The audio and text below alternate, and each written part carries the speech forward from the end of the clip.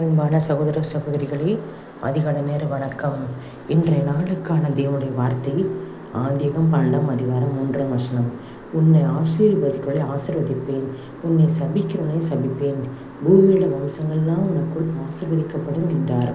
இந்த வசனத்தை கேட்டுக்கொடுக்கிற தேவ ஜனங்களே, தேவ பிள்ளைகளே, படிக்கிற பிள்ளைகளே, வாழை பிள்ளைகளே, யாராவது உங்களை சபிச்சாங்களா?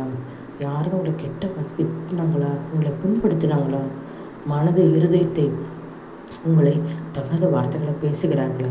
ஆனால் கர்த்தருடைய வசனம் இவ்வளவு அழகாக சொல்லுகிறது பாருங்கள்.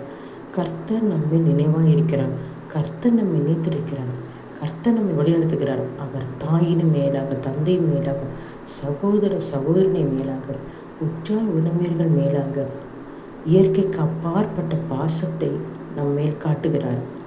உங்களுக்காக ஜெபிக்கிறேன்.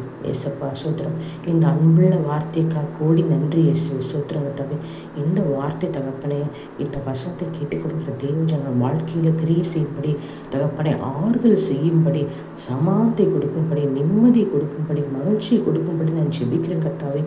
நீங்கள் இந்த வார்த்தை மூலமாக கிரியை செய்யுங்க ராஜா. ஆண்டவரே சோத்திரங்கத்தாவே, நன்றி ராஜா. ஏசப்பா, கர்த்தரை நம்பினா செழிப்பா என்று சொன்னீரேப்பா. சூத்திரங்கத்தாவே, ஆண்டவரே ஏசப்பா, உண்மையில் ஆண்டவரை முழு விசுவாசத்தை வைக்க எங்கள் ஒவ்வொரு தேவ ஜனங்களுக்கும் கிருபை தாங்க ராஜா. ஆண்டவரை அவிவிசுவாசத்தை எடுத்து போட்டு ஆபிரகாமை போல விசுவாசோடு வாழ கிருபை தாங்க தகப்பனே. யோபுவை போல தகப்பனை விசுவாசம் நிலைத்திருக்க கிருபை தாங்க ராஜா. அன்னாலை போல கண்ணீரோடு ஜெபிக்க விசுவாசத்தோடு ஆசீர்வாதத்தை பெற்றுக்கொள்ள கிருபை தாங்க ராஜா. எங்களை ஒவ்வொருவரும் தகப்பனை நித்திய வாழ்வுக்கு போக ஒவ்வொருத்தரையும் தகுதிப்படுத்துங்க தகப்பனே. முக்கியமாக தகப்பனே, படிக்கிற பிள்ளைகளை, வாலி பிள்ளைகளை ரட்சிப்பு உள்ளாக வழிநடத்துங்க தகப்பனே. மீட்பெறும் இரட்சகருமாக்கிற இயேசு கிறிஸ்து நாமத்தில் ஜெபிக்கிறேன் என் நல்ல பிதாவே, ஆமென்.